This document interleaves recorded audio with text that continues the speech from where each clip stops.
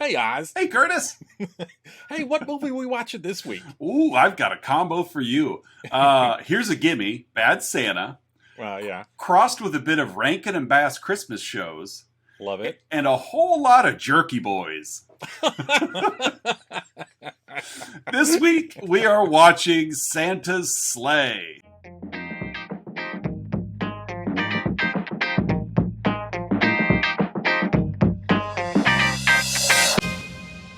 Oh, the Jerky The Boys. Jerky Boys. I almost Whatever. went Crank Yankers, but I'm like, no, let's go Jerky Boys. Jerky Boys, yeah. Yeah, I don't hear a lot of like your like sort of 90s and 2000s, like Turd in the Boogman. Right. It's me. It's Steve and the Booger. It's Butt Crack and the Smith Brothers. Right. Yeah, it's like those like those morning radio DJ pairs. Like the only one that's really kind of stood the test of time is Bob and Tom. Yeah. But yeah, I'm with you. It's like, oh, if somebody's over there just like with like one of those wind up New Year's crank toys. Yeah. I forget, and I think I know the answer to this, but my memory is telling me otherwise. You watched Parks and Rec, correct? Oh yeah. Yeah. The shock jocks that they had. Those played are great. by it was Matt Besser and Nick Kroll. Yeah, those I love Nick Kroll. I absolutely love Nick Kroll. I'm very, very hit or miss on Nick Kroll. Sometimes I think he's like one of the funniest people I've ever seen, and other times I'm just rolling my eyes, like he's like it's Steve Martin or Nick Swardson. Like he's in like he bounces back and forth between. Like, yeah, I could see that. But yeah, there's. Did you ever watch? I know I've talked to you about it before. The League. I've seen bits and pieces of it. I have not devoted time to just sitting. That's a very fun show. It's like it hits on several different levels. It hits on that like frat boy bromance kind of thing, but it also hits on just funny stuff. Like it kind of makes fun of that too. Oh yeah, absolutely. It celebrates and denigrates like frat boy type humor. I feel like Bring It On, the original Bring It On, fills that same void of if you love cheerleading, you're gonna love it. If you hate cheerleading, you're gonna love it. You're gonna love it. Yeah. So if you're indifferent to cheerleading, you're gonna hate it. Right, exactly. Yeah. If you've never heard of cheerleading, it'll be a complete mystery to you. So. Welcome back, listeners and viewers, to another week of Let's Talk About Flicks, the podcast where we take a monthly theme. This month being wrestlers in cinema, no, wrestlers in film. It's not fair to call it. I think this is cinema. Cinema. Francois Truffaut, That's right. I think would look kindly on this month. Oh yeah, it's true. It's like, hey, did you see that new Ingmar Bergman movie? Oh no, I was too busy watching David Steinman's most recent directed DVD. But yeah, we are here this week to talk about Bill Goldberg's Santa's Sleigh, a movie that honestly is way more fun than it should be. It is a fun time. I'll give it that. Yeah, it's way more fun than it should be. So yeah, I before we get too far though, we do want to give a shout out to our Patreon subscribers. Don S, Aaron A, and Mandy K. In case you guys want to check out now instead of, like we stick around to hear our voices heard, we're not going to make you wait. If you wanted to duck out and to hear us talk about Santa's Sleigh, here's your exit time. So, if you do want to stick around, we are going to talk about all of the goodness that is Santa's Sleigh. Who do we have in our esteemed cast of characters? Yes. One that we joked about last week really threw me for a curveball. I almost threw Scream in our movie Marriage. Yeah, I can see that. As like, let's take the big name actors and get them out of the picture. Yeah. Well, I'll say that as far as the characters go, fair. There's really only 4 that kind of matter. Absolutely. And it's Santa, the spawn of Satan, Santa. Yeah. Played by the one and only Bill Goldberg. Right. Yes, that Bill Goldberg. Uh-huh. And then we have Nick played by Douglas Smith. Because this cast is so short, I'll give some of their other credits. Douglas Smith of Big Love, Big Little Lies, and The Alienist fame. Mm-hmm. Why not? Yeah. Nick is a teenager, works at a local deli. He lives with his kind of kooky grandpa. Yeah, he lives with the movie's version of Doc Brown. Yes. Grandpa, played by Robert Culp of The Greatest American Hero. I did see that. I looked that up. Yeah. Who can it be? As well as the original I Spy, featuring the one and only Bill Cosby. Mm-hmm. Nothing problematic there. Nope. Not at all. Nope. The other main-ish character is Mac, Nick's love interest, played by Emily DeRaven of the Hills Have Eyes remake. I did see that. As well as Brick, Remember Me, and she had prominent roles in Lost and Once Upon a Time, so carved herself a nice career. Yeah, around this movie, by the way. Like, yes, all of these people have done other better things. Yes. And then we're treated to a couple side characters. We have Mr. Green, the deli owner. Yeah, poor guy. Played by Saul Rubinek. Yeah. We have Pastor Timmons, played by SCTV and was it Doug McKenzie? I forget which McKenzie. I don't know. He's one of the McKenzie brothers. One of the McKenzie brothers, Dave Thomas. Not Wendy's Dave Thomas. Not founder of Wendy's. Although that movie would have been pretty sweet too. Yes, I would have liked that as well. And then this will transition into the opening of the movie, Oz. We have the Mason family. Yeah. A cranky family celebrating the holidays. An uncredited. I noticed. I was surprised to see it because, again, shows up nowhere. Even on IMDb, it doesn't even list him as uncredited. It's just not there. Yes, playing the family patriarch. I think it's his wife. I believe his wife. Yeah. Played by Fran Drescher. Fran Drescher is there. And then Rebecca Gayheart and Chris Kattan are also there, as well as a couple other just no-name like teenage actors. Yeah. So they are kind of blink and you miss it cameos, but they are there at the beginning of the movie. There was money left in the budget, I guess, and then let's tack on a prelogue. Here's our movie's forward.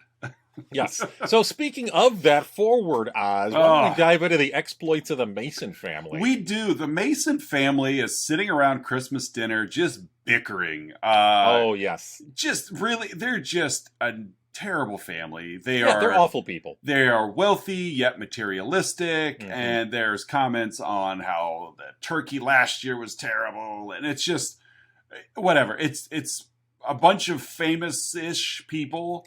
Sure. James Caan is famous. The others are, I'd say, famous-ish.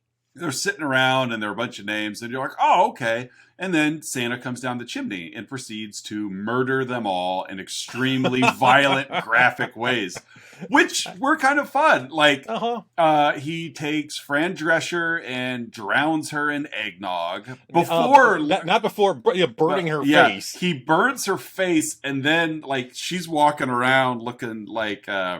she reminded me a lot of Angelica's doll in Rugrats cartoon. Just patchy hair everywhere. Wasn't expecting a Rugrats reference. And dunks her head in eggnog to drown her. Takes this star off the tree and uses it as a shuriken. Yep. Was it James Caan was... Basically, he got his hands stabbed to the table. And then, like...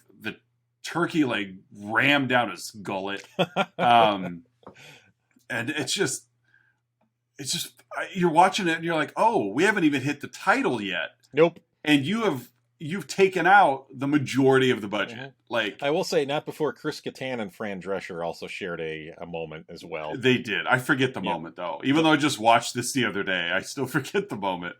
I think was it the Rebecca Gayheart character, her and James Caan's daughter? Was that it? Yeah. Okay. Yeah, so Chris Kattan married in, and Fran Drescher invited Chris Kattan to Not quite stand under the mistletoe, No, but yeah, it was the turkey leg on the table wasn't the only thing being felt. yes. So, but yeah, so they were just disgusting, and then they're gone. Yeah. Like you said, that's blink it. and you miss it, and now we have opening credits, and Yes. it's like we joked like all of these people were in the cast list on IMDb and on Wikipedia. We're like, oh, this person's gonna be in there. Oh, this ought to be fun, and then they're just gone. Yeah, literally 90 seconds in, they're all gone. Leaving me at least to like, I have no idea where this movie's going. Okay, yeah, it's like, okay, now what? Yeah, I know Santa's evil, but I don't know where it's going. So we get the opening credits, and then we see, and the opening credits were okay. It was almost like they were written biblically, like yeah. it was an interesting it was showing opening credits. Yeah, it was kind of showing what happened. Long story short, just because it's not ruining the plot of this movie, like there's a plot to ruin anyway. Santa is, it's called Santa's sleigh. Right. SLAY. Santa is evil, and 1,000 years ago he lost a curling match to an angel. Yes, you heard that right, folks. This movie, Oz didn't just have a stroke halfway through that sentence. This movie does take place in Canada. Oh, this movie is super Canadian. So Canadian. So yeah, an angel beat the evil Santa in a curling match, forcing him to be good for 1,000 years. Yes. And guess what? This Christmas is 1,000 years later than after that. So Santa's back, and he's got he as he says, he's here to spread the Christmas fear, the Yuletide fear. So he rides into town on this giant buffalo, like evil buffalo thing. And oh, by the way, the town that he's coming to is Hell Township. Yeah, there is, you don't have to think real hard in this movie. You don't, there's no what's his motivation, because they'll just tell you right out. Yeah. It's called Santa's sleigh. Right. Speaking of Buffalo, Oz, did you ever see, there was a bit that Conan O'Brien did for a couple years on his show? I think I know where you're going. Is where it Will Forte? Will Forte, yeah, as Ted Turner. Whoa! Yeah. They bring him out in a stuffed buffalo. I do, yeah. This is my best friend, Teddy Jr. Oh man, Will Forte is extremely underrated as a comedian. I love Will Forte.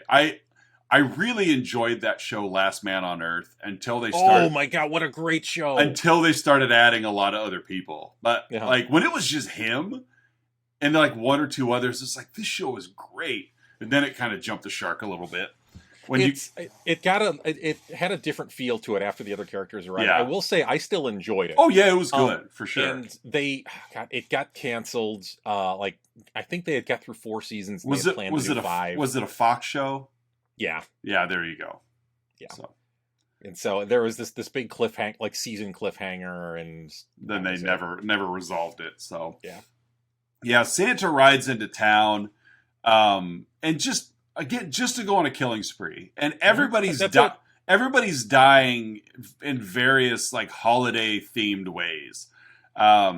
He does show up at a strip club, a gentleman's club. Like he kicks a dog. Well, he kicked a dog in the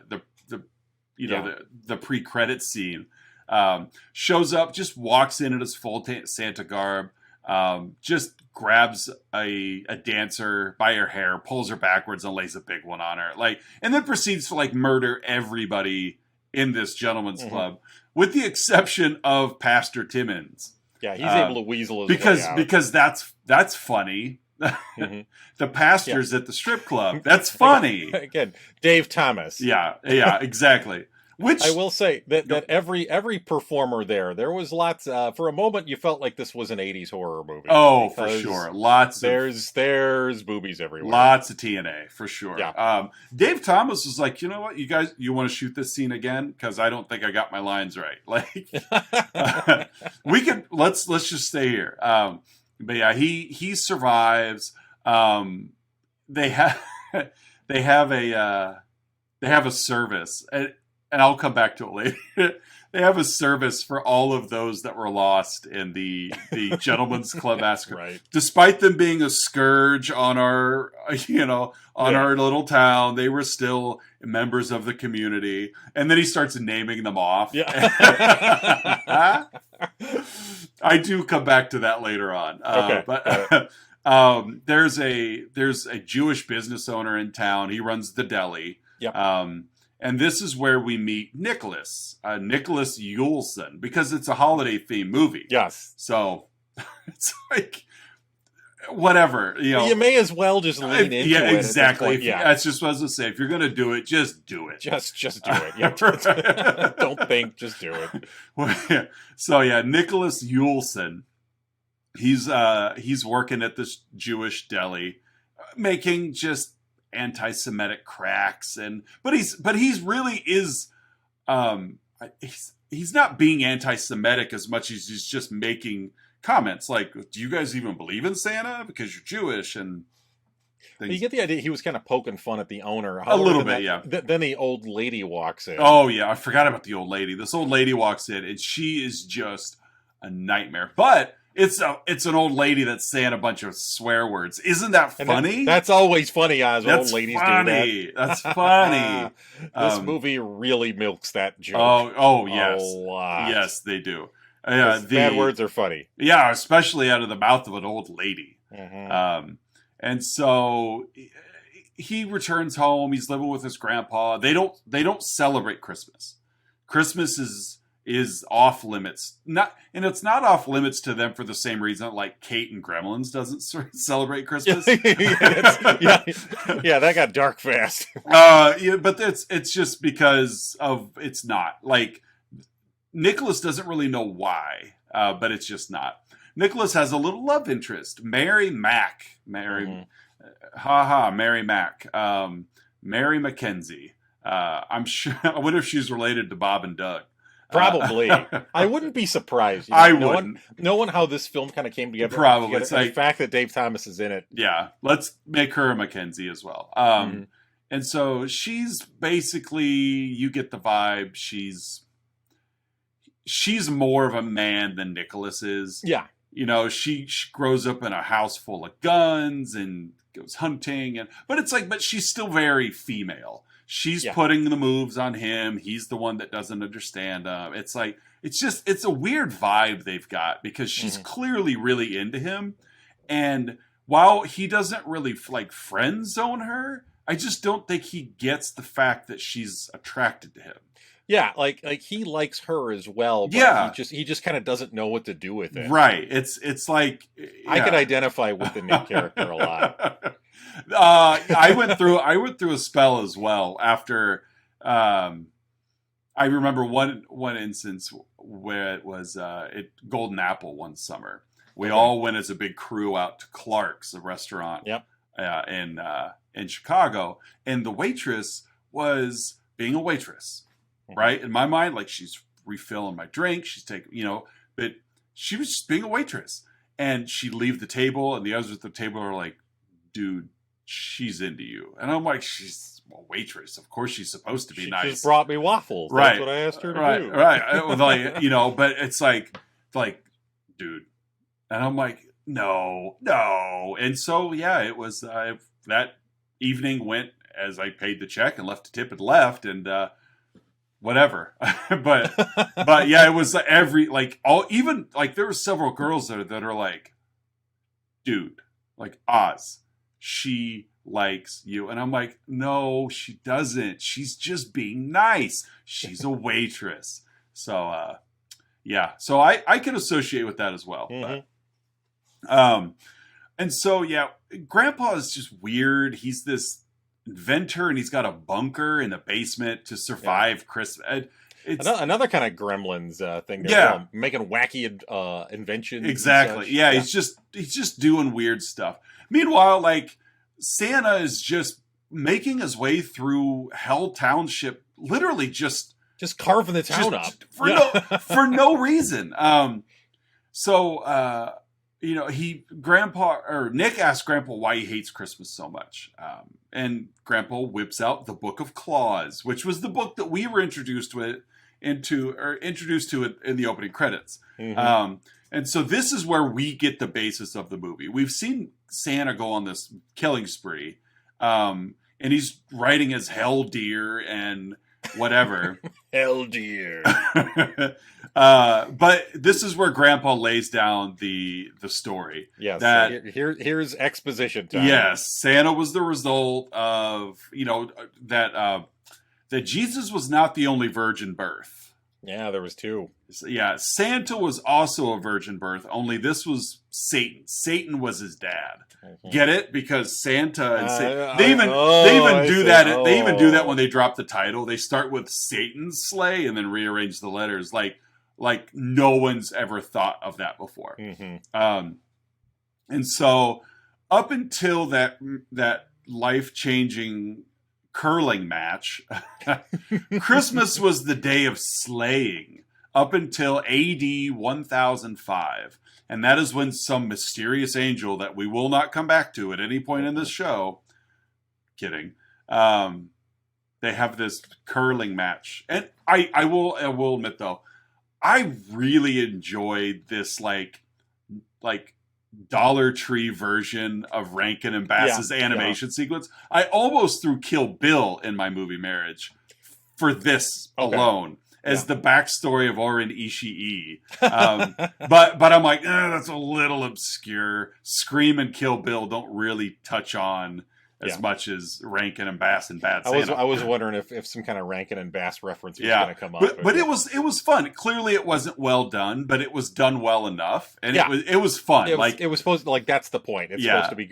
close enough. Yeah, and so it was fun because they've got their little marionette puppets out there, and they're having a curling match where Santa went first and got his so close to the edge of the hole, but then the angel went and knocked his into the hole, winning the contest, which Santa then had to deliver presents on Christmas for the next 1,000 years until 2005, when Santa is free to kill again. Yep. Hence where we are now. So one of the people in town that Santa had killed was the deli owner. Took his menorah and stabbed him to the wall with it. Yeah. Walks out as he sees a bunch of Hasidic Jews walking down the road, to which someone references them being Amish. It's just, get it? It's funny. Uh-huh. And so Nicholas goes to the deli for reasons we don't know, to find the dead body, I suppose. The police show up, make some cracks about whatever, and they didn't seem too concerned. Not really. It was the police that made the comments about the Amish people, which of course were the Jews. The Jewish people. They take Nicholas to the police station to question him about the murder. Mac bails him out.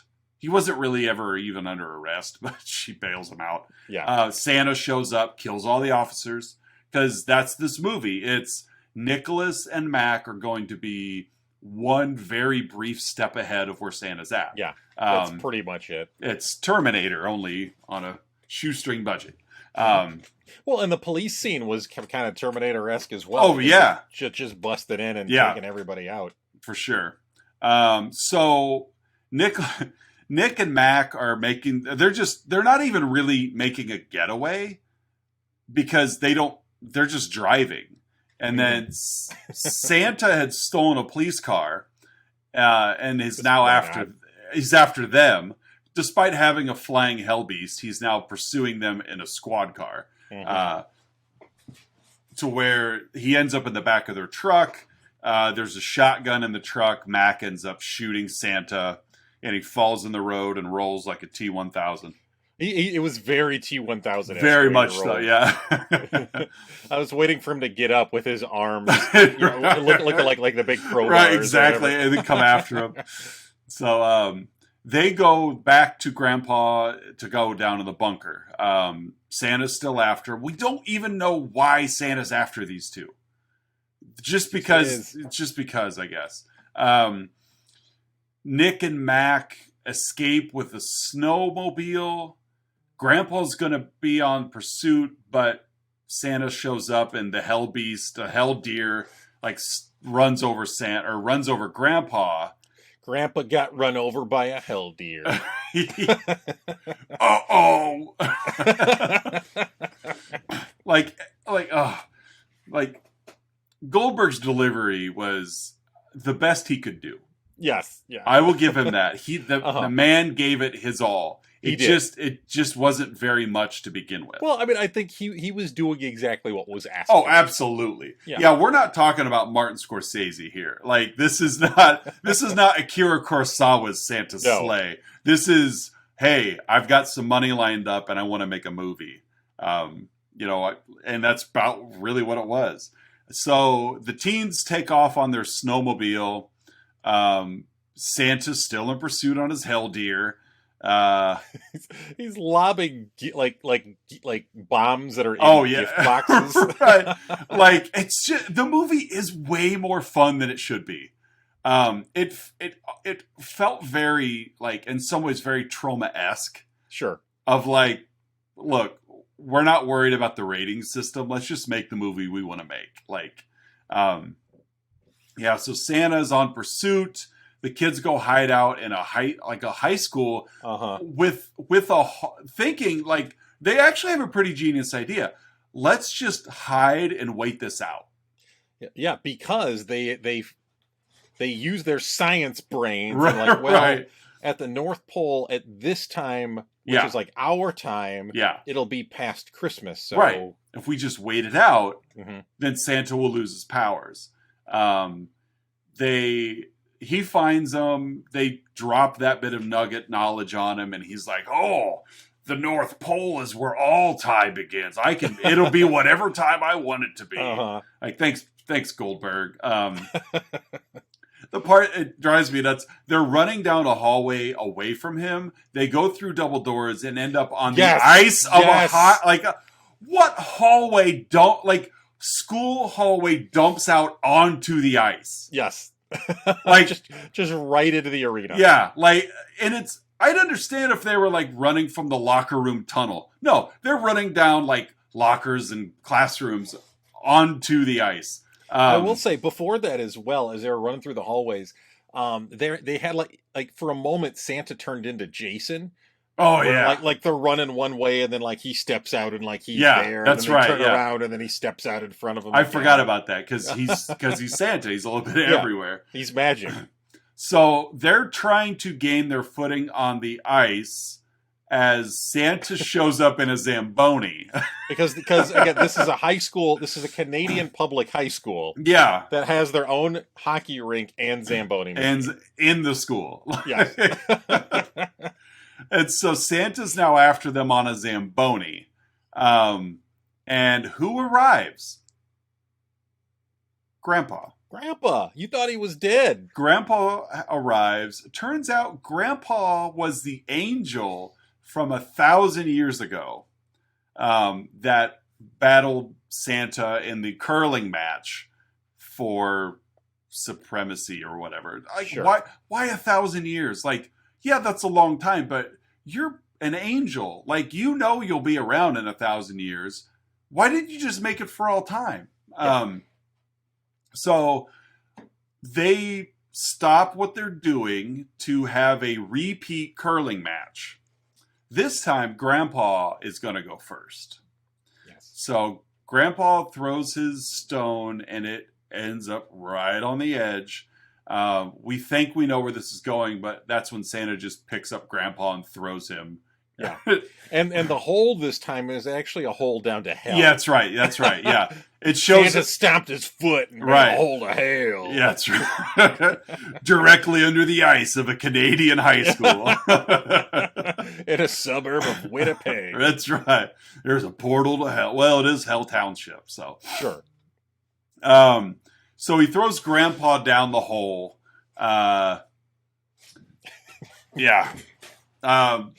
Christmas is now over. Mm-hmm. So their plan kind of worked. Santa's going to flee, not before Nick and Mac pull Grandpa out of the hole. But he can't leave the hockey rink now for some reason. But for reasons that are not explained. It's kind of, it is, it's dumb, but it's oh, whatever. Yeah, I can't leave. Why he was dressed as like a Celtic hooligan. Yeah. like their hockey club. He loves it. But yeah, he was like head to toe white and like Kelly green. Mm-hmm. Like his true angel colors, I guess. Sure, why not?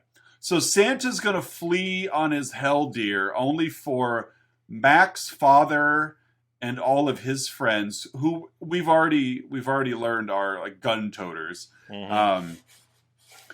He shoots Santa down with a bazooka. Yes. Yep. Yeah, you heard that right. Shoots Santa down with a bazooka. They find Pastor Timmons is dead, which Santa had like. Pastor Timmons was in a Santa suit, and they were together earlier anyway. He hit him on the head with a mallet. He did, just bonk. So Pastor Timmons is found dead in a Santa suit. Everybody just presumes he's the killer, because he's there, and we know Santa was doing the killing. Cut to an airport where Santa Claus, who now just looks like Bill Goldberg. Yeah. Bill Goldberg mixed with Undertaker American BA. There you go. Yep. He's getting ready to board a flight to the North Pole. That's that. Yep. Nicholas makes a mention to Mac that Santa will be back next year, but I'm going to finish what Grandpa started. And then they kiss, and then credits. And then after the credits, there's a short little blip where Santa is looking at his naughty list and then drops a Bill Goldbergian "Who's next?"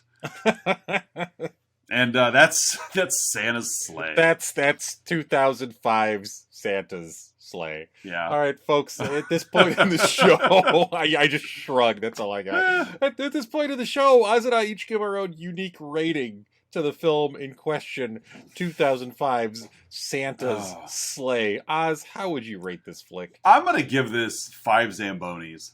5 Zambonis? Yeah. Okay. It was more fun. I had more fun with this than I expected to. I think I had the right frame of mind. I knew it wasn't going to be good, so I wasn't expecting it to be good. Yeah. But I did find it more entertaining than I assumed. I like this way better than Ready to Rumble. Right. I think you liked. I mean, I think you liked it a little better than me. I found some parts funny. Yeah. But it. Yeah, I had a hard time engaging with this one. Yeah, don't get me wrong. It's not it's not going on repeat, but yeah, exactly. But it's not. It wasn't the least entertaining movie we've done on the show. I do like the trauma comparison. It did feel like a trauma movie in a lot of ways. It felt like a trauma. It felt like it wanted to be a trauma movie. Sure. Like we'll push the boundaries, but because we still are. We're not our own production company. We do need to pull it back a little bit. Like Lloyd did whatever he wanted to do because he was putting the movie out, but these guys are like, the scene at the police station where, he's talking to the one officer about the police sergeant's name. Mm-hmm. And it was just that's really where the Jerky Boys came from. Yeah. It was just really low hanging, just really stupid, just stupid. But it's like, whatever, but there it's like, that felt very Trauma-esque. Mm-hmm. But then Trauma would have spelled the police sergeant's name the exact way they were pronouncing it. They wouldn't have. Yeah. So. It would have been a play on words. It would have been exactly that. Yeah. And then probably made him look like the thing from Romeo and Juliet. An actual one. So, what's your rating? I'm going to go with, let's go with 34 spears through a deli counter. Fair enough. 34 cursing old ladies. Yes. Spears through a deli counter. Spears through a deli counter. Next up, folks, we've got Outside Insight. Oz and I have been scouring the interwebs looking for unprofessional reviews that tickle our funny bones, and we hope they tickle yours too.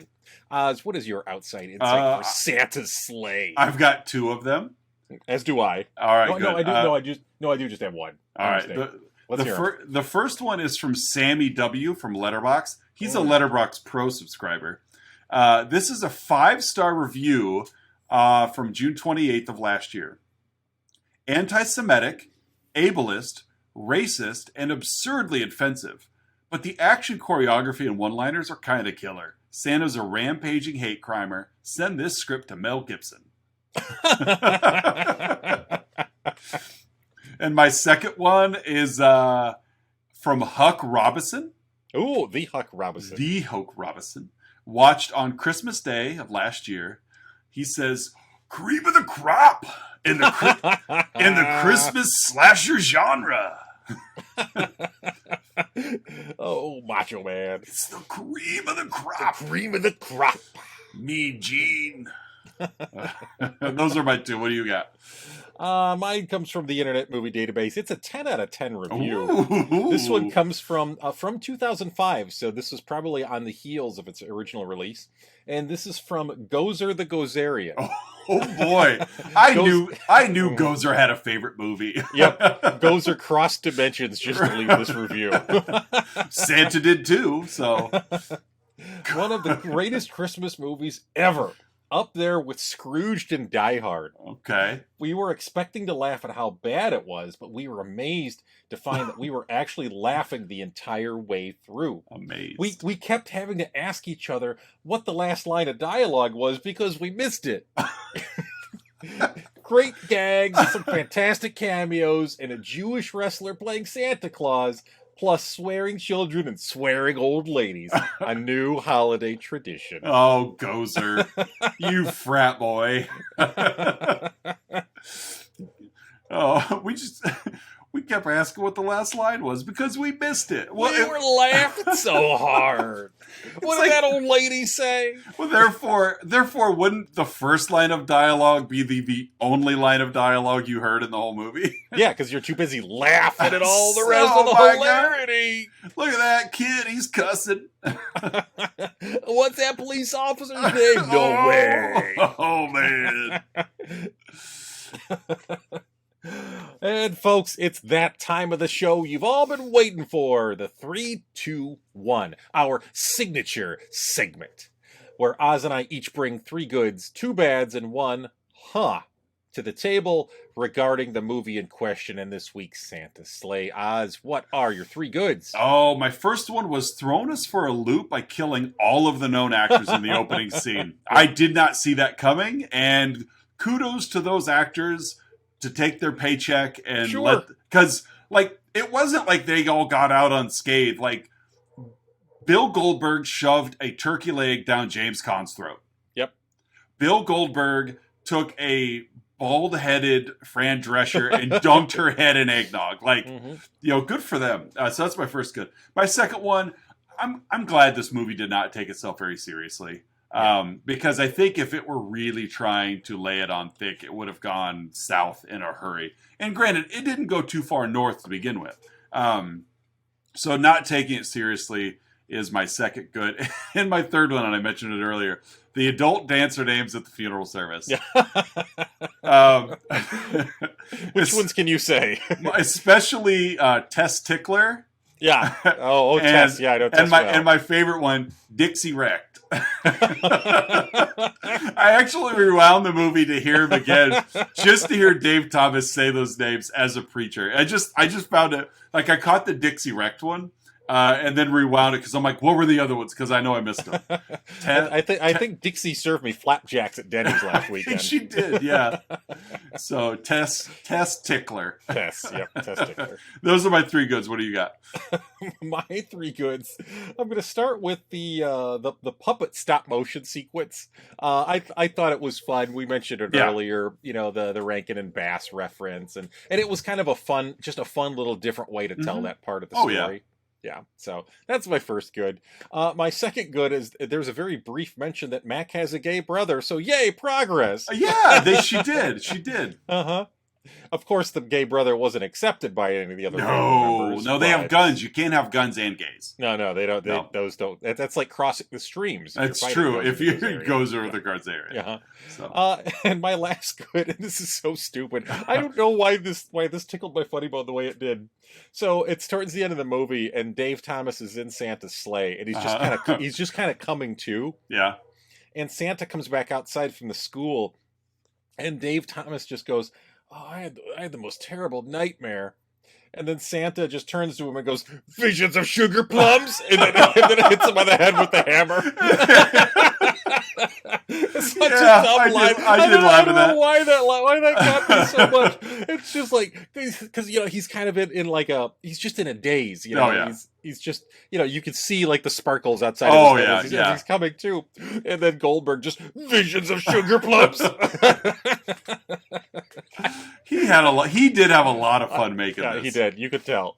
So that was my third good. So Oz, what are your two bads? My first one is just the movie being offensive just for offensive sake. Yes. Like, it's just unneeded. Like, it added nothing to any character. It added nothing to the plot. You weren't dealing with homophobia. You were, it's like none of that mattered in this movie. This isn't like American Beauty, where Chris Cooper was extremely homophobic and, was trying to work his way through that. Like, this was just, you threw it in there just to be offensive. Yeah. And my second one is, it's a bad that's masked kind of as a good. A little preface here. One of the early CDs that I had purchased, I got really excited when I found a multi-disc set of the soundtrack to all the Rocky movies. Okay. So I snatched it up at Sam Goody. I was excited. And I remember getting out to the car, popping it in, and this was my first taste of making sure you read closely. Cover band. They were all terrible from a cover band. Oh, that stinks. Yes. Yes. And it's I couldn't even listen to it. Like, I was of course a high school jock, so Eye of the Tiger was one of my jams. Mm-hmm. But not this one. It was just terrible. So my second bad is all of the Christmas music in this movie that they could not afford the rights to. So they just had some terrible cover band rock it out. Like, it definitely fit the movie because the music was terrible, but the movie was also terrible. So it wasn't like you're taking these great Christmas songs and placing them into this turd. So that's my second bad, is the music was terrible, but it fit. Like, it was upbeat, and they tried to do something different with the music. But it just was bad. Yeah. And scenes, and it stuck out, like the snowmobile Santa pursuit. I don't remember what song it was, but it was enough that it like took me out of the scene, as I was like, God, this song's terrible. Yeah, I remember that happening several times as well with me. Yeah. So what are your two bads? My two bads, the first one is, like, you think that, like, that big book that they have, you think that's going to be like a MacGuffin or something like right, that. Like, yeah. Like, the only way to get rid of Santa, we got to burn the book or, something like that. The book was just, it was unnecessary. It was just there, yeah. Yeah, like, it was this big thing. And Nick even, or whatever his name was. Nick. Nick? Yeah, Nick. Yeah, he even found it, like, in the debris of the sled. Yeah.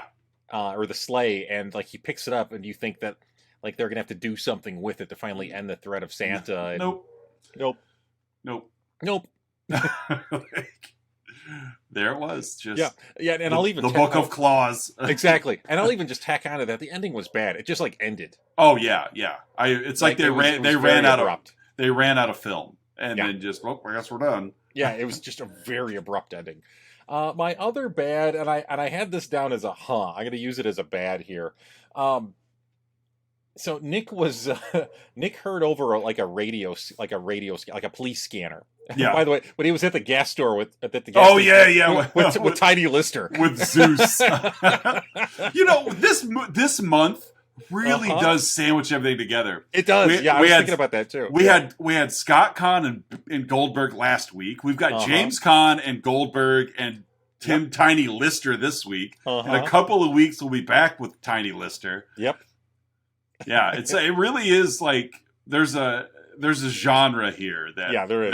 They just kind of live in. There's definitely a through line that goes beyond our theme. For sure, unintentionally. So Nick hears over the police scanner with Tiny Lister. There's vandalism down at Mr. Green's Deli, and then so he goes there and he somehow beats the cops. Yeah. So It's like, across the street. yeah. So like the police scanner's like, yeah, okay, there's something, and he gets there, and then they take him in for questioning. Right. Like again, I know that the pacing and the sequencing in the movies like this don't really matter, but Right. like that one, it's like, wait Yeah, a second, it's stuck out. Yeah. Yeah. You can argue it's just a goof, but I'm going to classify it as a bad. Fair enough. So, Oz, what is your one for Santa's sleigh? Were Nick and Mac ever really going to be afraid of what was going on in their town? Like, at no point did they ever even look scared. Like, yeah. I think the most afraid Nick was when he was trying to figure out how to work the shotgun in Mac's truck. Yeah, or trying to figure out what to do with Mac's, forward approaches. Like, you want me to what? Right. That's just like Santa is murdering people in your town. I don't care if it's a real Santa or not. Like, someone dressed as Santa is murdering the entire town.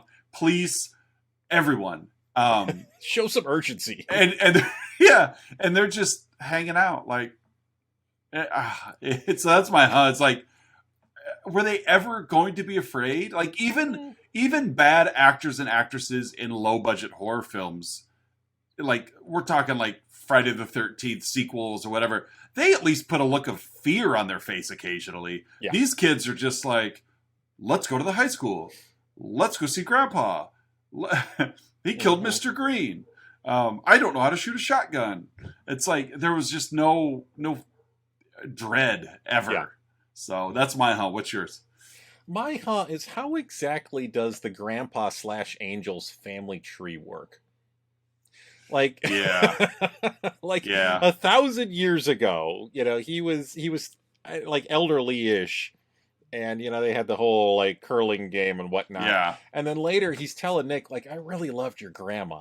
Yeah, and Nick is like the last Yule son. Yeah, but like, so how old was Grandma when she met? How old was Grandpa Angel? And yeah, I think this is more of like a Twilight thing, where you've got the vampire that's hundreds of years old praying after a teen. Only Grandma wasn't probably a teen; she was probably of age. But yeah, Grandpa just like rode the pine for, I don't know, 900 plus years. Yeah, for 970 years. And then decided, I better get busy. He started legging out Otis Nixon triples. Right, yeah. Exactly. I wonder if he met Grandma at the Gentleman's Club. She was probably performing. I wonder if she was the aforementioned testicular. Must have been. Grandma, yeah. Grandma was, they're just divorced. She still lived in town and she danced. Yeah. Gotta pay them bills. Yeah, that's right. I ain't got none of that angel money. I mean, they're obviously paying a lot of money to the local school district if they have their own hockey rink in Zamboni. Property taxes in that town. Taxes in that town. Right. And that's a Canadian town. Right. You know what? And I didn't see anybody's faces move like Canadians do in South Park. Yeah. I was disappointed. Yeah. That really speaks to the quality of healthcare they have. That's true. It's really single payer system can't work, folks. It's true. Come a long way. You could even get your jaw fused back together. So you're not a couple of talking coconut shells. Hey, buddy. When my now 8-year-old was younger, my wife and I would sing the ABCs to her, and we would do the regular English version, and then we would do the French version because my wife took French at high school. Okay. And we would do the French Canadian version. Okay. In which we would every time we got to the letters that South Park mispronounces, we would do that. So like was it like WX and hey? Oh, that. Poor B. Yeah, that really explains a lot with her. Right. This really was my fault. Yeah. Oh boy. Well, that was Santa's sleigh. That's folks. Santa's sleigh, everybody. That's Santa's sleigh. We watched it, so you don't have to. Exactly. You're welcome. It's our public service for the month. Like, I don't know. I'm still sitting here like it doesn't have a soft spot for me, but it really wasn't as terrible as I was expecting it to be. Yeah. Like, I'll give it that. And I'll go just based on expectations. I expected Ready to Rumble to be a little better and was let down. This one I was like, okay. I will say I enjoyed Santa's Sleigh better than Ready to Rumble. Yeah, if we had to rank, Yeah. I expected Ready to Rumble just because it had some money behind it. I expected it to be a little better. Well, and as we talked about last week, like we expected it to be this kind of jaunty, bouncy dumb movie. Yeah. And all it was dumb. Yeah, exactly. Yeah. It left the jaunty and bounciness out. So, but we will be back next week with your next pick. With your next pick, a movie I have not seen before. And I watched it earlier today, so it's definitely better than Ready to Rumble. Oh, that's good. Different from Santa's Sleigh. Well, I'd hope so. Yeah, much different from Santa's Sleigh. So, what are we watching next week? Next week, the wrestler in movie that we are watching is 1988's Rowdy Roddy Piper starring, no, not They Live. Nope. Hell Comes to Frogtown. That's right. Hell Comes to Frogtown. 88 was a busy year for Piper. It was a busy. What else do you have going on at it? They Live? Yeah, They Live and Hell Comes to Frogtown. Yeah, this movie takes place in a post-apocalyptic wasteland. Uh-huh. And another one of those where I really don't know anything about it, but like Roddy Piper's name is Sam Hell. Uh-huh. Like it's one of those. Here's the tip of the iceberg, guys. Okay. And here's what we'll leave our listeners and viewers wanting more with. So we're post-apocalyptic, and most people are now sterile. Okay. Sam Hell is not. Oh, so it's like inverse Children of Men. Yes, that's one way to put it. Yeah. You may have just taken something from my movie Marriage as well, but oh well, I might use it anyways. Sorry. So nobody listens to our show 2 weeks in a row. You're fine. No, we're good. I see that Sandal Bergman's in this too. Sandal Bergman is in this movie, and she does. I'll just say she does some heavy lifting. Okay, well, although Roddy Piper, I believe, is a decent actor. I don't know. Again, I really only seen him in the Squared Circle and in They Live, and I'm going to give John Carpenter a lot of credit for They Live. Sure. So all right. So Roddy. Okay. Roddy Piper is the only fertile man in a post-apocalyptic fertile wasteland. Infertility wasteland. Okay. Uh-huh. All right. There's a branch of the government that just tracks people down to procreate. Good for Roddy Piper. Yep. So does he repopulate the planet? Oh, I mean, we'll see. Well, I'll leave you hanging there. Don't want you to spoil it. I will say that for the bulk of the movie, he's wearing a codpiece that has plastique in it. Oh, okay. And I'm not kidding. I believe you.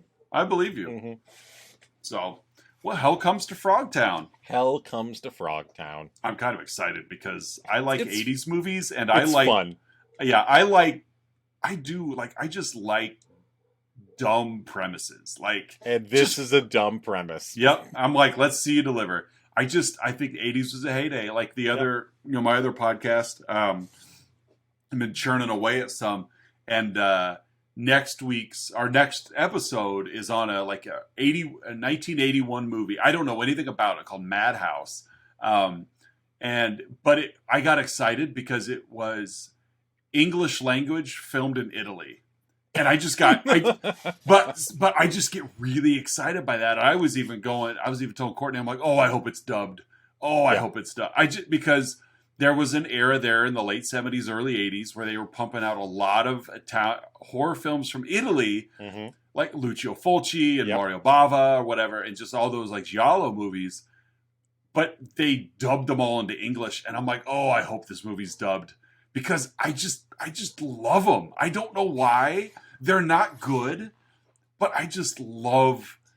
They have a different feel to them. They just do. And like a different kind of suspense. Yeah, Fulci, Bava, Argento. Yeah. This is not any of those guys. This is hold on, let me look up. This is Madhouse 1981. This is Ovidio Assanitis. Oh, of the famous Assanitis film family. Yes. I had to read that name a couple of times because I'm like, is this guy playing with us? But nope. His director of photography is Tess Tickler. right. Dixie Recht is on the cast. Ovidio Assanitis was born in Alexandria, Egypt. He's made his way across the Mediterranean. He's known for, he produced Beyond the Door, which is, I believe, a Fulci movie. Nope. He directed that one too. I have that movie. I just haven't seen it. The Visitor, Choke Canyon, and I know, like, I want to see that movie just based on the title. Choke Canyon. A cowboy, in quotes, a cowboy scientist is fighting a corporation who wants to dump atomic waste on a piece of land he has leased. Starring Lance Henriksen, Bo Svensson. Other names, like faces I've seen, but yeah. Lance Henriksen, wow. Mm-hmm. Yeah. But Bo Svensson is a name. He was the Reverend in the Kill Bill movies. Okay. He was also in Inglourious Bastards, North Dallas 40. One of those guys that I imagine a younger Quentin Tarantino probably saw a movie like Choke Canyon and was like, if I get a chance to work with Bo Svensson, like that kind of. In 38 years, I'm going to cast him. Right. Exactly. Why not? So, but I'm excited though for this one. I hope it's a, like Madhouse, hour and a half, 5.5 on IMDb. A woman is pursued by her murderous, psychopathic twin sister in the days leading up to their birthday. It's an 80s movie, so the poster art's really cool. Yeah. Like, I'm trying to keep my expectations in check because I don't want it to be bad. You don't want this to turn into a Ready to Rumble situation. I just hope it feels enough Giallo-esque. Sure. That because it'll be another first for Courtney to watch another Giallo. Her somebody's first eyeball better have a piece of wood go through it. Exactly. Like there better be black leather gloves somewhere in the movie.